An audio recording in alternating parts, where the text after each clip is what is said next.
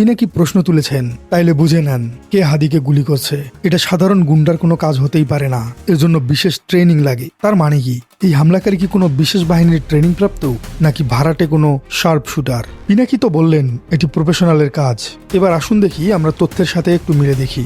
আমাদের হাতে আসা তথ্য বলছে ওসমান হাদির উপর হামলাকারীদের একজনের নাম ফয়সাল করিম, মাসুদ ওরফে দাউদ খান।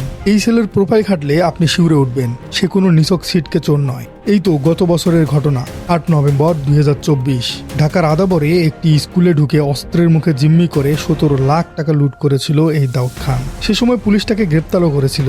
তার কাছ থেকে কি পাওয়া গিয়েছিল জানেন? 2টি বিদেশি পিস্তল, 2টি ম্যাগাজিন এবং 5 রাউন্ড গুলি। চিন্তা করুন, যার কাছে বিদেশি পিস্তল থাকে, যে কিনা দিনে দুপুরে স্কুলে ঢুকে ডাকাতি করতে পারে, সে যে কতটা ভয়ঙ্কর প্রফেশনাল তা কি আর বলে দিতে হবে? পিনাকির বিশ্লেষণ আর এই দাউদ খানের রেকর্ড একদম হুবহু মিলে যাচ্ছে। কিন্তু গল্পের আসল টুইস্ট